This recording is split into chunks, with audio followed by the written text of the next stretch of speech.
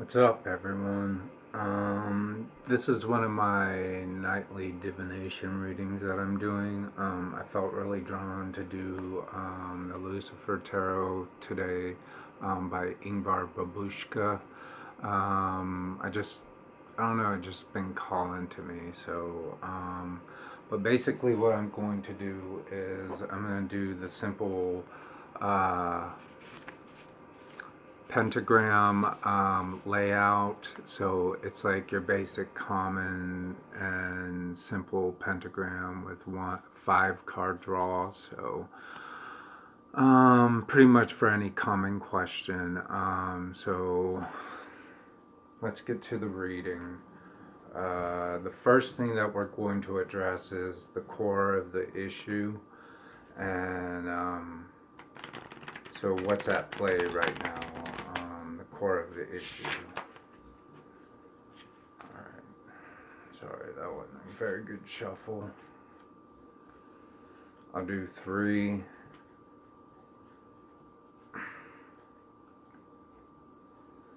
And then I'll cut them, and then I'll split them, and we'll see what comes up.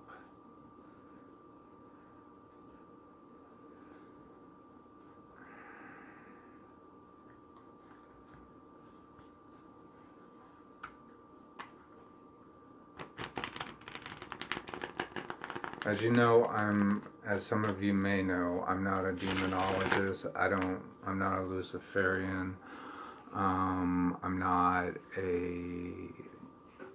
I don't practice like a certain lineage.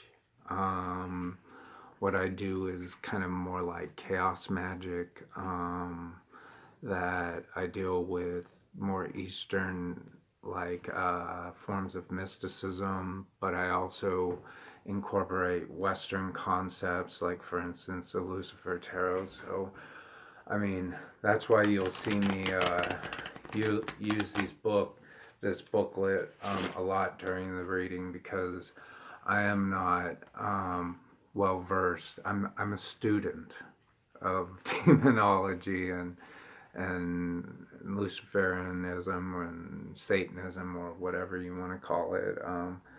I use blanket terms, very blanket general terms. Call me politically incorrect, I don't care, but anyways. So this is the core of the issue. So when I'm going to split the cards, and you'll see what it is first. And I'll also give you a better close-up of it. So see, who do we have? This is at the core of the issue, and it is Birith. So he's the first card drawn at the very point of the pentagram. So I will read to you what Birith is, and you can see what he's all about. Alright, here we go, my friends and family.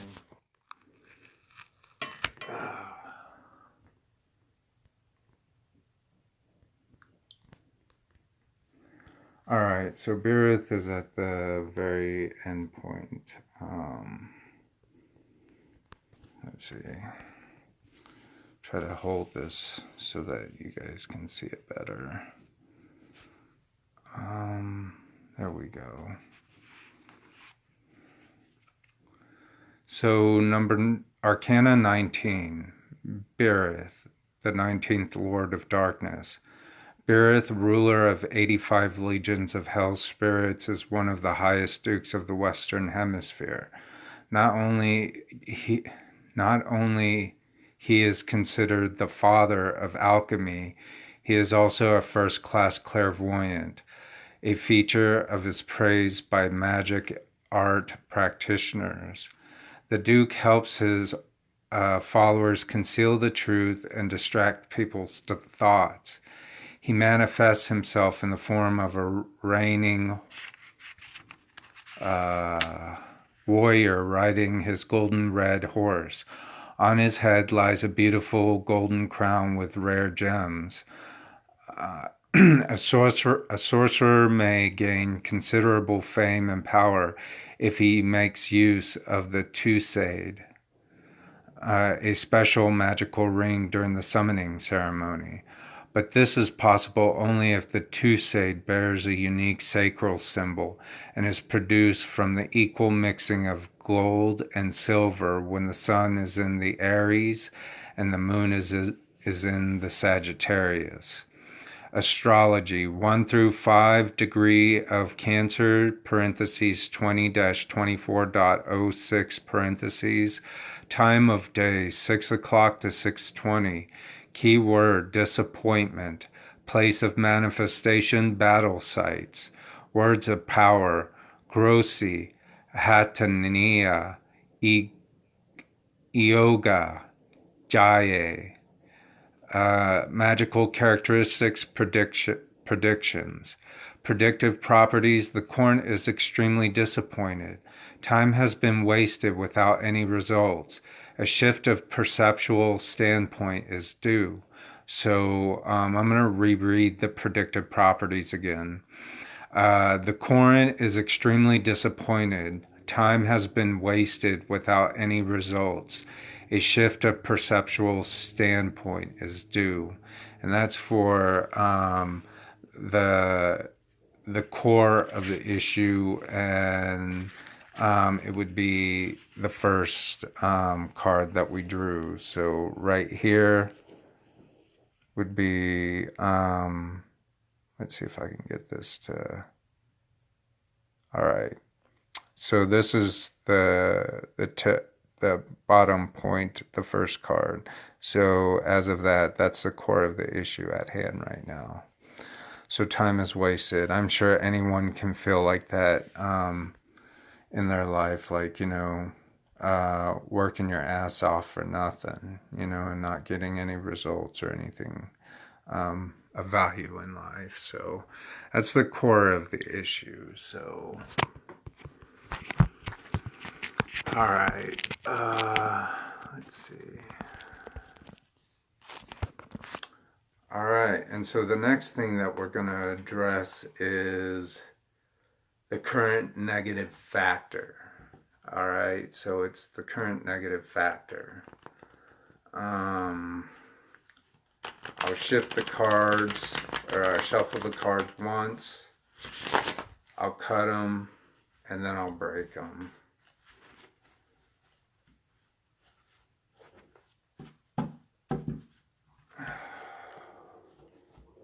So we get like a real idea of what's going on here. Oops. Hopefully I didn't bend that. Alright. So I'm going to break them. You guys get first sight of what it is. So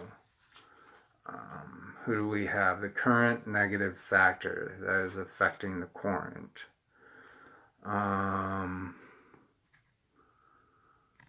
Who is it?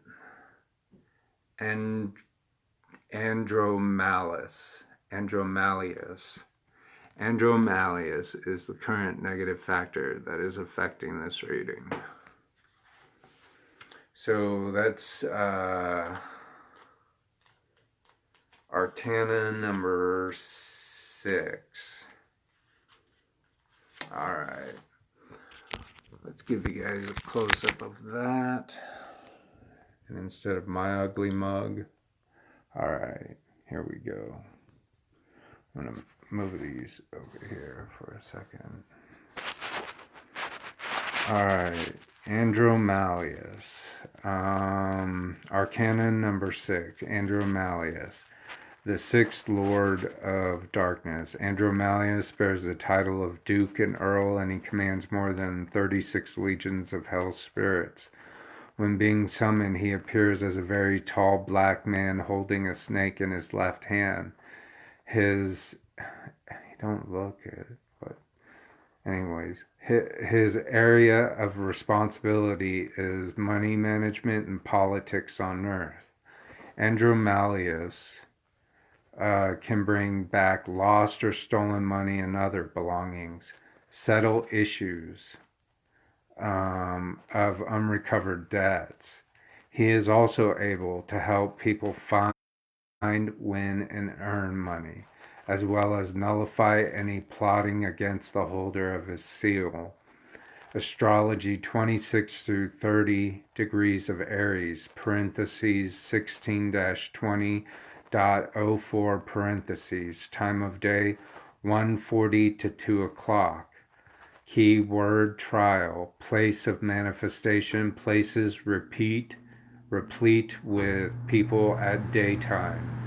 Words of power, Kyrie, Pacito, E Quatimino. Magical characteristics, facilitating the return and reception of money. Predictive properties, a test of willpower befalls an individual. At present, everything is hard to bear, and a desire to quit all efforts sinks in. But if the person copes with it, success is at hand. So yeah, everything is falling to pieces around the corner. So I'll read that again. Predictive properties. A test of willpower befalls an individual. At present, everything is hard to bear, and a desire to quit all effort sinks in. But if the person copes with it, success is at hand. So it's not all that is lost from Andromalius. So, alright, so going on to the next part of the reading, which is going to be the positive, I believe, the positive factors.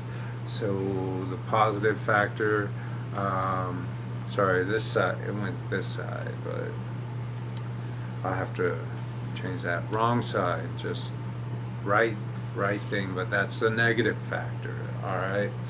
The positive factor is up next, and so this is the third card of the draw. I don't know if y'all see that.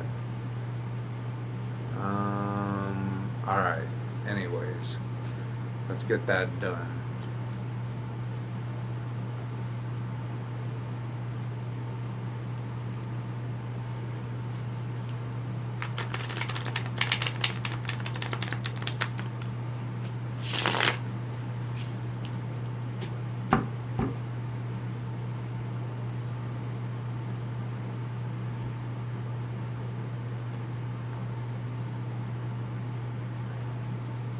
Wasn't enough cards, sorry. We'll see where this goes. Now this is the positive element. Alright. Are we ready to break the cards? Alright, we'll go this route. So, you guys have first sight on it. I don't even know what the card is. But let's see. The positive effect. Shacks. Whoa. What kind of crazy shit is that? But Shaq's got money, so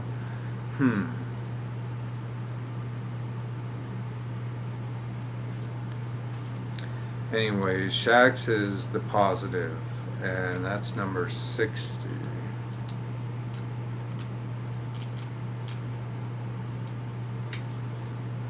Alright, I'll let you see Shaq's up close, so.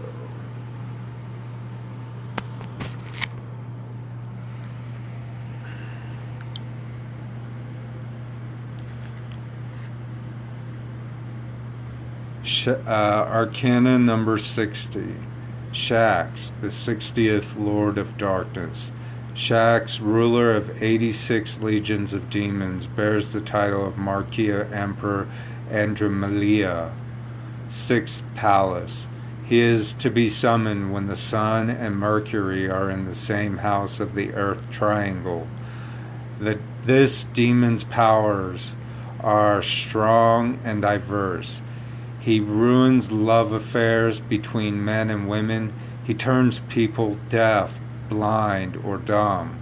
He steals money or other goods for the summoning sorcerer.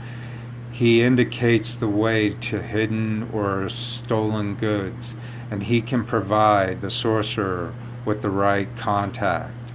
When being summoned, Shax manifests himself as a beautiful wild pigeon. Astrology, 26 through 30 degrees of Capricorn, parentheses 11-15.01 parentheses, time of day 1940 to 20 o'clock, key word Satan's witch, place of manifestation on a wasteland, key or words of power Tamil, Corfosi, Abuelo, Abuelo. Magical characteristics, ruination of love relationships. Predictive properties, a patroness will introduce a current to the high society and boost her career advancement. Oh, all right. Anyways, let's get the predictive properties again. A patroness will introduce a current to the high society and boost his or her career advancement. So when we had Andromedus in the negative aspect, that dealt with a test of will befalls an individual at present. Everything is hard at hand, and a desire to quit all effort sinks in. But if the person copes with it, success is at hand. And then we have, at the core of the issue, we have Berith. So, the court is extremely disappointed. Time has been wasted without any results. A shift of perpetual standpoint is due. So that's Berith for the core of the issue. Now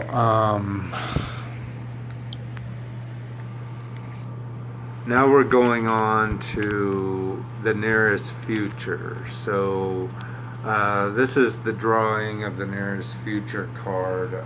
Sorry, I'm gonna need a drink of water. All right.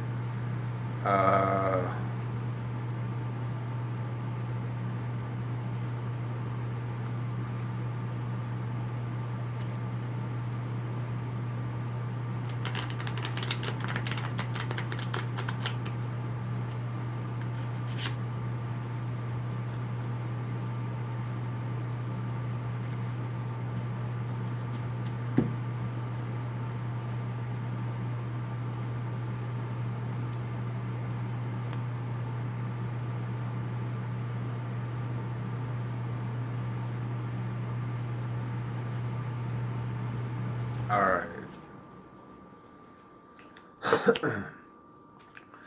Let you guys get the first look at what the nearest future is for the reading. I'm going to be honest, I'm having a hard time following this reading because it just seems kind of like it's something that I can't relate to, or I hope I'm relating to, but we'll see. Valfor. So Valfor is the nearest future. And so where is that going to be? Up in this position. Alright. So Valfor is 64.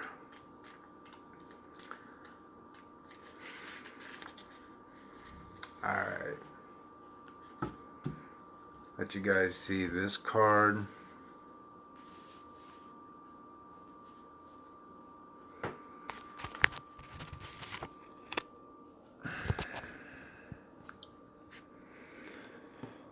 Alright, Valfor, 64, Arcana 64, Valfor, the 64th Lord of Darkness. Valfor, commander of 64 legions of demons, bears the title Duke of Emperor Adramila. Fifth Palace. Now this guy, Adramila, is coming up again now. The best time to summon the Duke is on a Wednesday on the day of Mercury during the black moon, when the sun and the moon are in the water or air triangles. Valfor can turn a man into an animal instantly.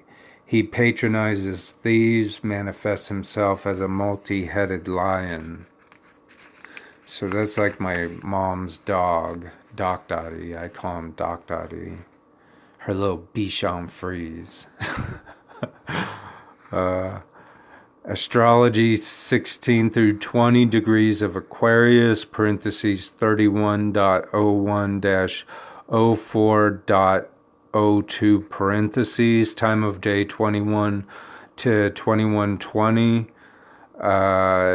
keyword neophyte of Leviathan, words of manifestation in an abandoned church, words of power, cry Hetho Milis Satori, magical characteristics, leader of thieves, guru of occult medicine, predictive properties. The Court has made the acquaintance of a naive and inexperienced young person sunk in his or her own dreams and illusions.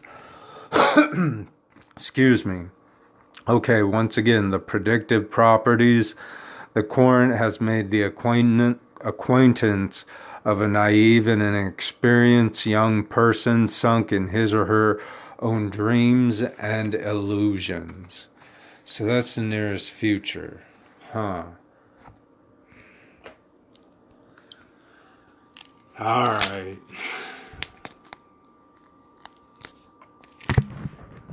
So what's the dealio on so far? We'll see.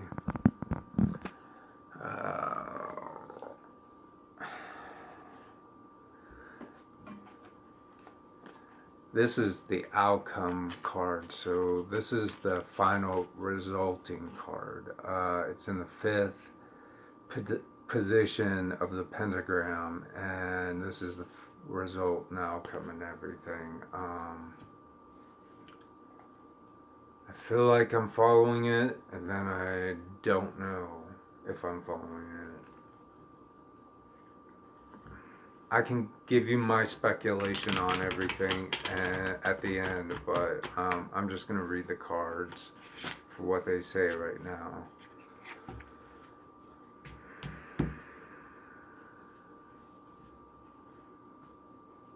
Alright.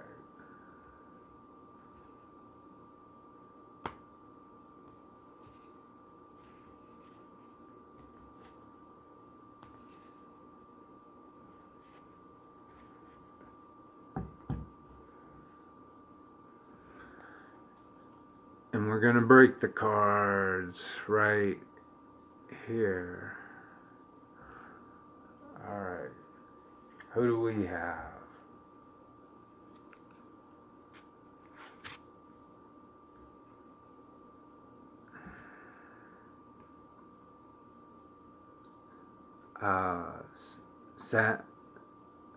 How do I say that? Samuel. It's not Samuel, but it's Samuel. Samuel. I'm not sure how to say it. Male, yeah, Samuel or Samuel. I don't know, but it's Samuel. And that's the final and resulting outcome of the reading. So let's read Arcana number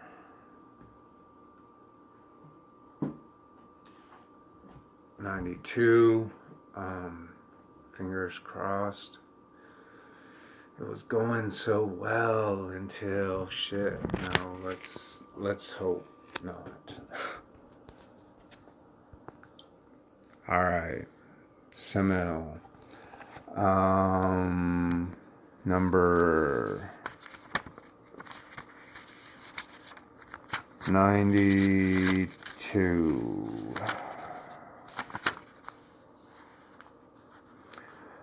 Y'all ready for this? Okay. Arcana 92. Semel. Semel in the order of demon soldiers that have the form of dogs with dim yellow heads. They are persecutors and hounds.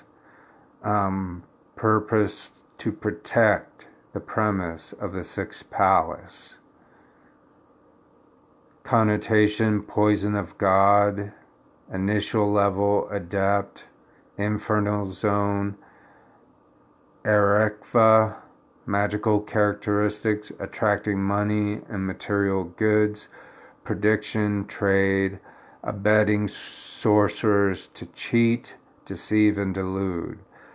Numeric value 131. So, alright. So anyways, I have this feeling that, alright, this is my interpretation.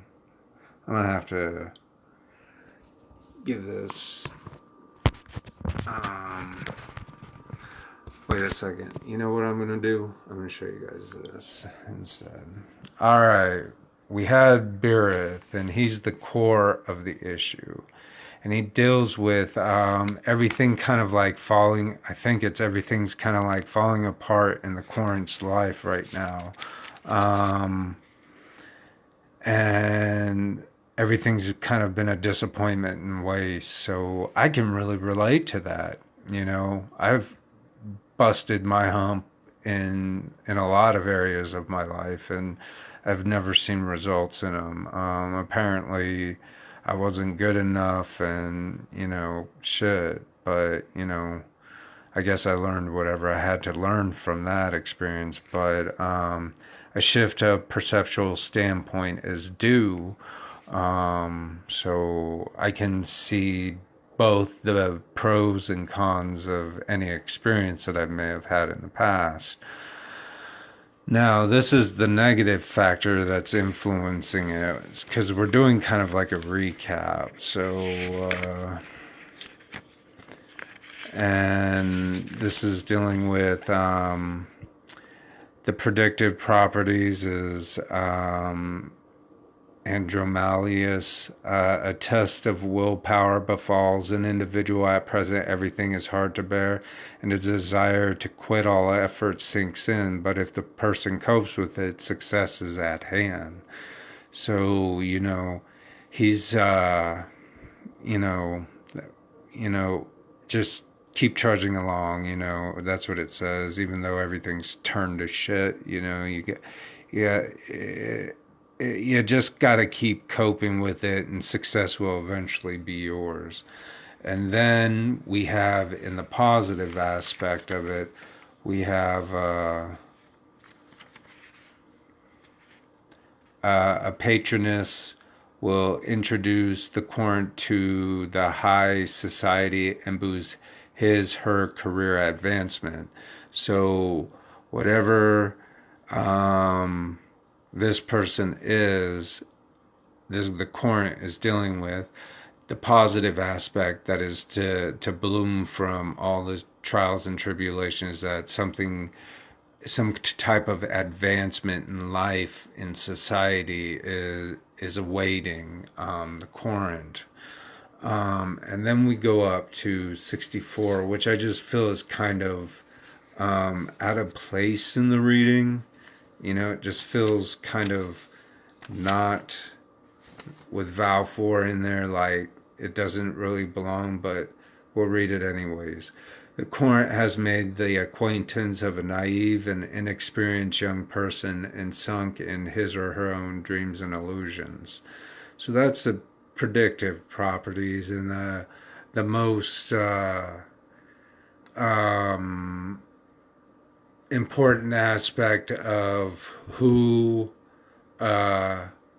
is going to possibly enter into the Court's life. So someone who is naive, someone who is sunk within their own dreams and illusions. So, and then we come across number 92, which kind of took me for a tailspin, because once again it's a reference to money, of but it doesn't seem so, I don't know if you would say good in the aspect of, attracting money and material goods, prediction, trade, a betting sorcerer to cheat, deceive, and delude. So, you know, is the Court gonna have to deal with being a charlatan? So that's you know what I'm getting from this reading. It's like sure, the Corinth is able to deal with the problems and issues that are at hand at their life, and then they need to shift their perspective, and by doing so, they are bound to meet someone who is willing to invest in that person, in the Corinth's ideas or dreams. But then there seems to be like this interception of another individual coming through, because in the near future it talks about with Valfor, being the near future, that eventually someone's gonna come into the Corinth's life, I guess. I don't know. Whatever it is. But, and then it recapitulates itself with this concept of money again. But I don't want to draw another card because I don't want to mess up the reading in case it doesn't pan out and I need to keep drawing cards. But it comes full circle to this whole idea of money and getting money and having, let's just put it this way, let's hope that the corn isn't a charlatan and for whoever this reading is for. So anyways, thank you for watching. That was my interpretation of it, and if it made sense to you, good. If it didn't, I'm sorry, the reading wasn't for you. So hope you guys have a good night. Manji, and I will talk to you later. Bye.